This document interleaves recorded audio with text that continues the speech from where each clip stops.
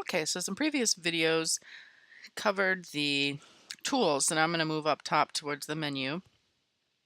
The way that it's laid out is very similar to the other two programs, so there'll see some continuity and of course some differences.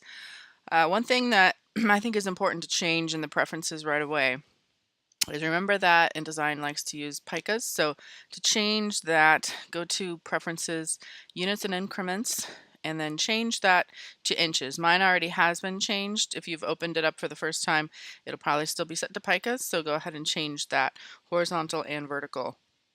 In terms of other things, I am used to points because that's what Illustrator and Photoshop have used for a really long time.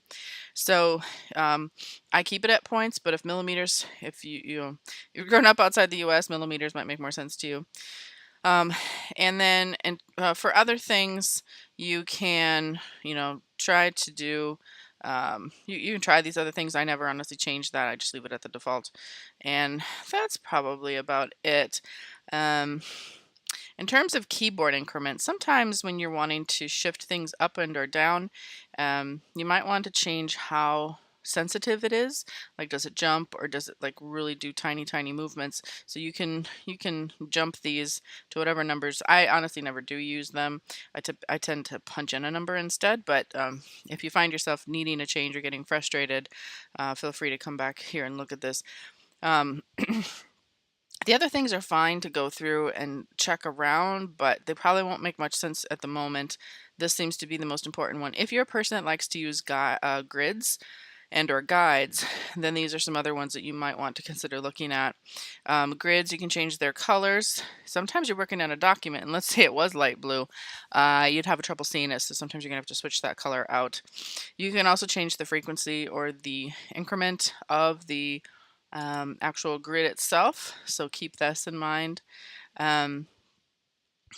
Document grid, same thing, light gray sometimes will not work. You will need a different color besides that, and again you can change the frequency of the grid lines.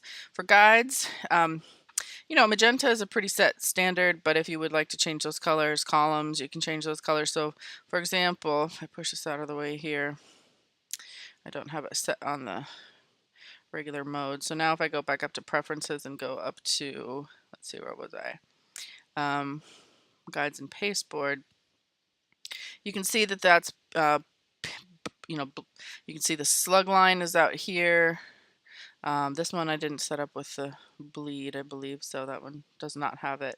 But anyway, change the colors at will. But to be honest, you get used to the defaults pretty quickly, so you can also just stick with them. All right, so moving on. File new.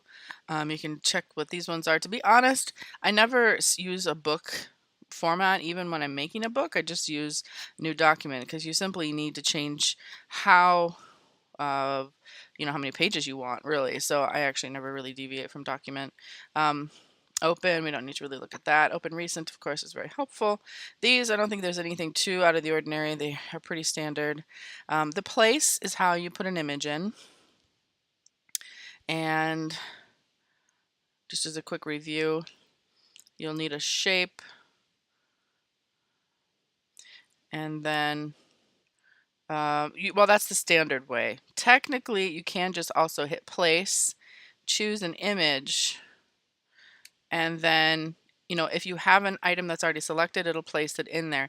If you don't, if you have something that you have nothing selected and you hit place, and again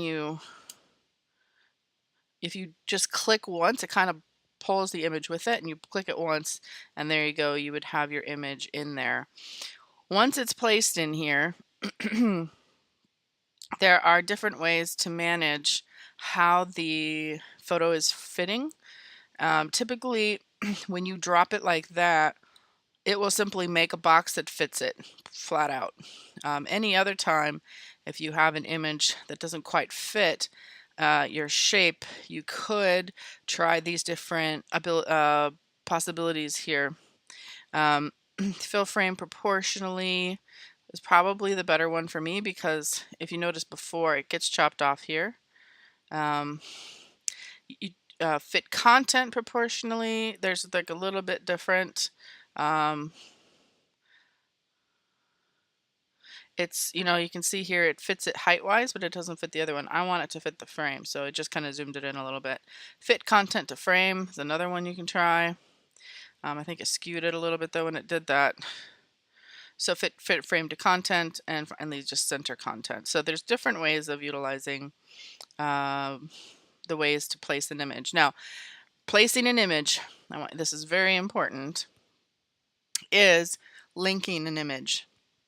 I discussed this a little bit with the Illustrator and stuff. So instead of embedding, this program prefers to link. That's because if you have a giant catalog, again, you do not want to have a huge, heavy document that takes forever to open, forever to even like scroll through the pages. So instead it uses links. Now, I realize that this is confusing for people because normally when you think of link, you're thinking online, but this is a link to an image. So you can see here all of the images that have been linked to it.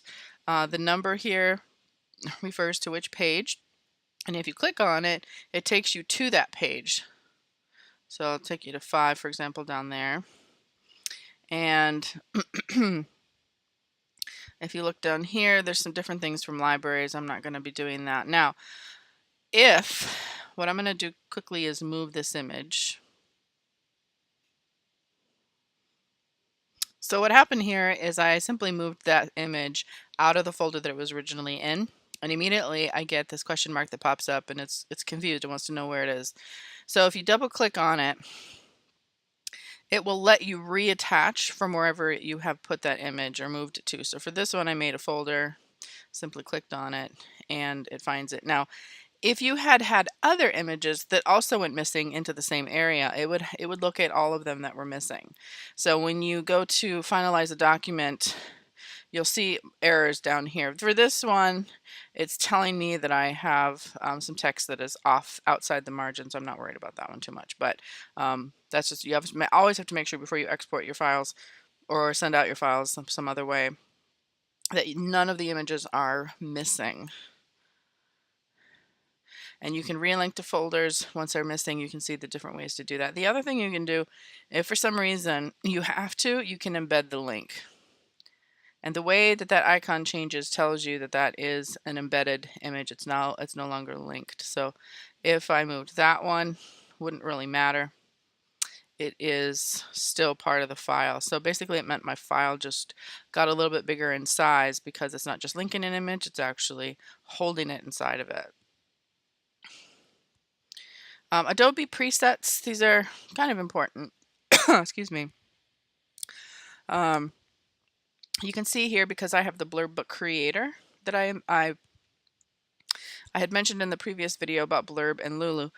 And I said if you have a computer of your own, make sure you can download the Blurb Book Creator. You can easily do one without it, but if you've got your own, why would you? It saves a lot of time. So when you go to actually exporting the PDF presets, that Blurb PDF export is in there. So it does it very specifically for Blurb, which is super helpful. Otherwise, typically you can just get away with a high quality print. At times though, for example, I believe if you do a PDF for Blurb but not with the plugin, I think this is the one you actually have to use. But anyway, there's different formats, different kinds that different people will ask for. So this is where you can find them there. Regular exporting, you'll get just a plain old PDF. An EPS, some of you very occasionally might need, and you can also make JPEGs. That's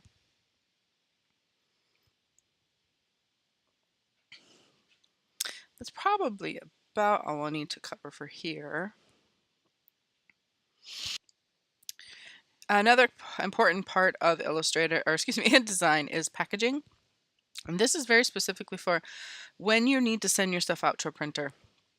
Or let's say you have to hand your document off to somebody else. It's not complete yet, but someone else has to finish it. You need to have everything together. So what packaging does is to make sure that you haven't missed anything. It will create a folder for fonts and make copies of them. Same thing for your images, and it tells you here if you're missing any.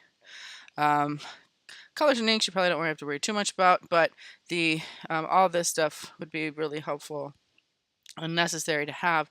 It also makes an automatic PDF for you. And so when you hit package, then you've got everything you need that a printer might need in order to make adjustments to your files instead of just sending them a PDF. So you will actually be making a package for me for project 5 after you've uploaded your book to an online printer. But anyway, getting ahead of myself.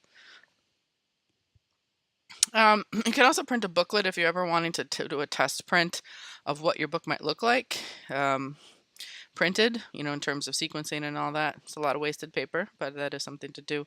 Blurb Book Creator. I believe I reviewed it already for the other video, but if you have it, just start with the name, tell it how many pages. You can always change the number of that from there. Give us some basic information that you need so it knows what kind of template to spit out for you. And I generally would definitely recommend, again, always using any kind of those plugins should you have them. Nothing here is, I don't think, very surprising. Yeah, no, there's really nothing that, for the basic stuff that we are doing, there's nothing too necessary for changing. I did forget that you can place Photoshop files and Illustrator files. It doesn't have to just be a JPEG. Layout, you can easily do a lot of the things from up here, but you can also do it directly in your Pages view. So you can change pages, add pages, all that good stuff, but you could also do here as well. You can duplicate spreads. Most of these things are going to be up here, just like that. Now, one thing that it did bring up is masters. And I think at this point, I'm not quite sure how far along I've gotten here with the time. Okay, I'll just go ahead and include it here. That's fine. Okay, so the beautiful thing that I must say, it is beautiful. The more you work in it, the more you'll realize it is. InDesign allows master templates. So let's say, for example, you see up here, this one's listed as none. There's nothing on it. That's fine. There's a master, and you can have many, many masters, by the way. If I put anything on a master, it shows up on every single page. So this could be a little bit of a graphic. Anything like that would be super helpful to have. If you ever wish for a page to not have, a master on it, then you can say, I think that's the wrong one. And instead you would choose none. And then that one will not, oh, I see I messed up. That one didn't have it anyway because that's just sitting on the page. This one here, if I click on it now and I say apply, then there should no longer be a star on that page. You can see it got eliminated. There's no longer an A in the corner. It's no longer following it. So we are good to go on that side. You can also make new masters. So you can have a new master, you can do whatever you want to it, and you can base it on masters you already have. It's extremely convenient. Even like things like background colors, all that stuff, do in a master. It'll save you a ton of time.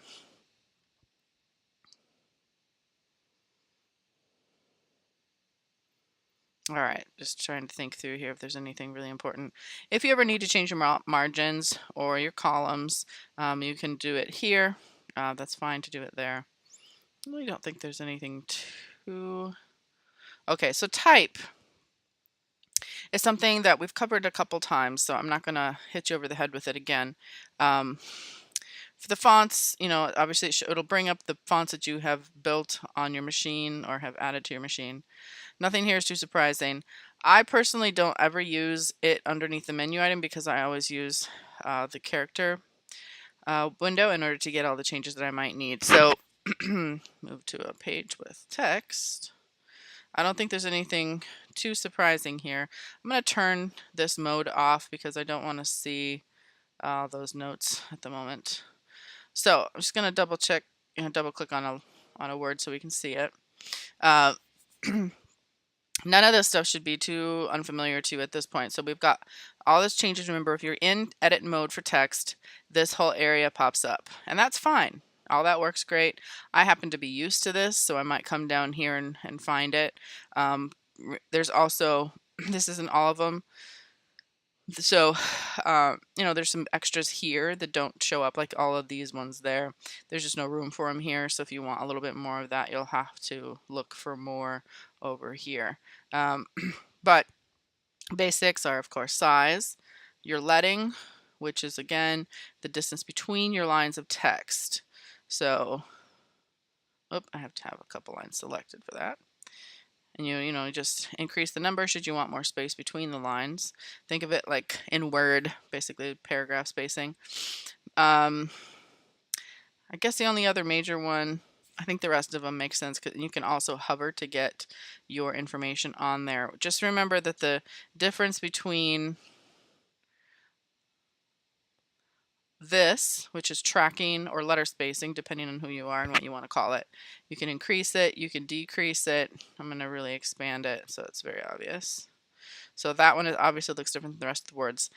But if I have large text and I'm noticing that a space is inconsistent between the letters, then I put my cursor in that exact spot. I don't highlight anything, and then I can decrease all that stuff there. So I think that's all the review I'll get for text. If you want an extra review, please let me know. But basically, I think I've covered a lot of it when I looked at the text tool over here. But it has a ton on it. One quick one that is really nice, just in case you haven't done it before. If you have something highlighted, you can change it from uppercase to lowercase, title case, and sentence case. So you can go back and forth between words. You do not have to retype something as all caps if you want to change the case of it. Type on a path, that's also was found under there, so I don't think there's too much that we'll need to do here. You might want to bring up the bulleted and numbered lists. If you want a special character, you can go to symbols. Some of these are really nice and basic, like the copyright symbol, hyphens and dashes, the different kinds you might need there. So there's definitely things under this that are not present in this area or this area, but you might not need them for your particular project, but just know they do exist. Objects, so that would be your shapes and or anything like this.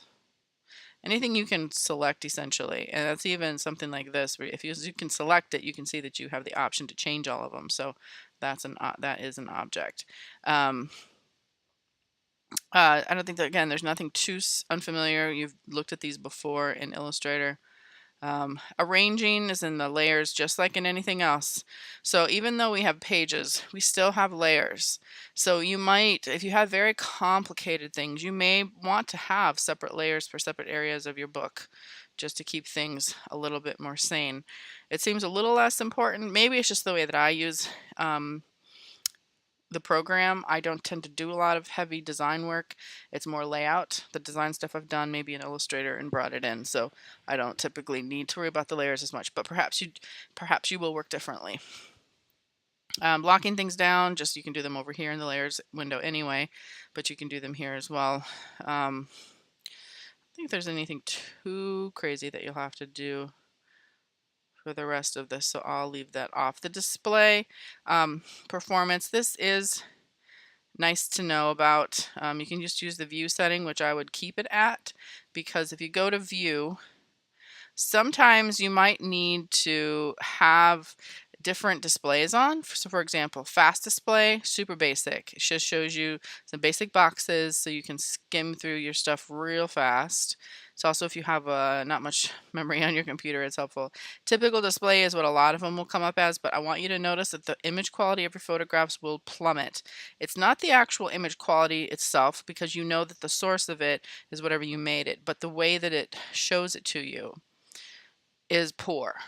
But that doesn't mean that it's going to be poor when you export your PDF. If you're worried about it, export a PDF and test it, but it should be just fine. But if it worries you and you've got a lot of good RAM on your computer, then just go ahead and do high quality display the whole time, and then you won't have to worry about that at all.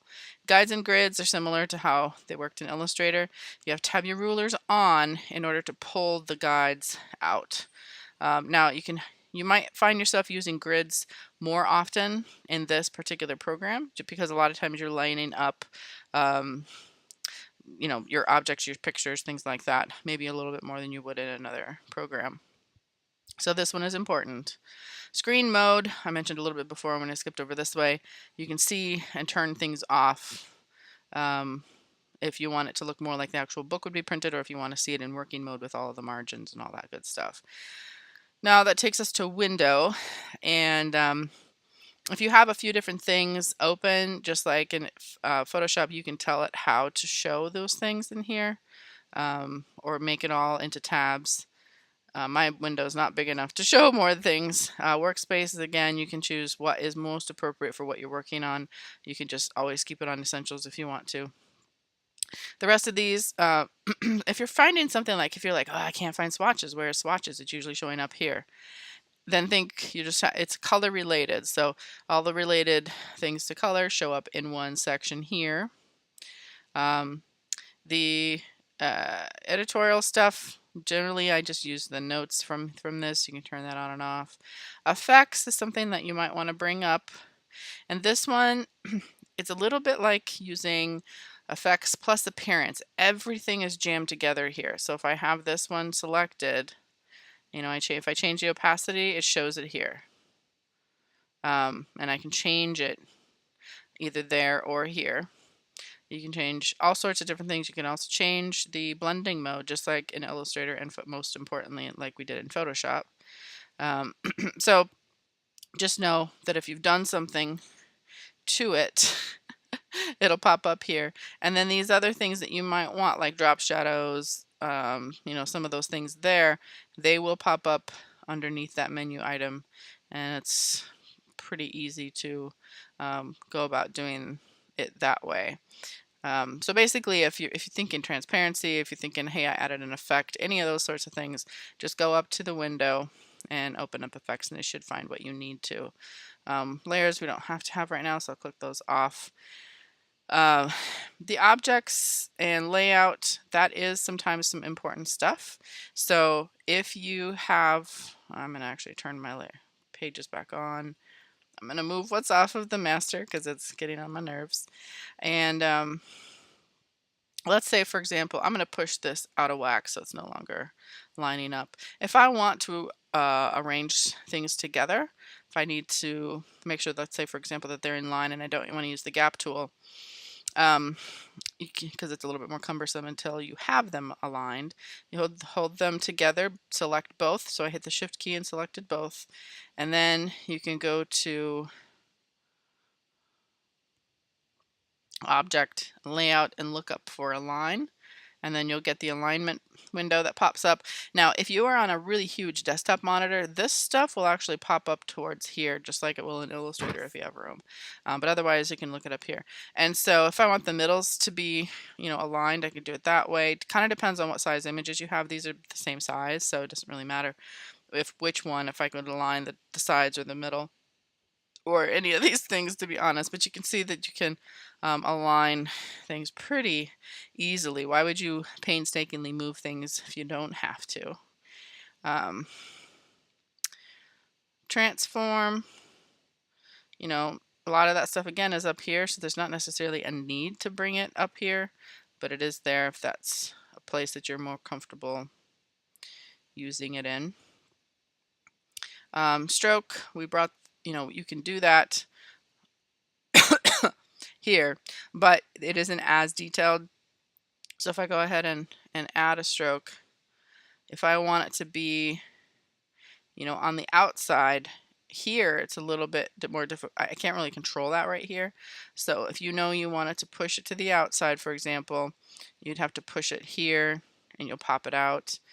You can change the bevels of some of them. Sometimes they won't, sometimes they will. The caps will sometimes make sense, sometimes they won't. In this case, it's straight, so it shouldn't really matter. You can change the type here as well, even though you can do in another spot. So there's a little bit here that you can't get, and there's some that you can get already. But you'll probably find yourself needing that from time to time.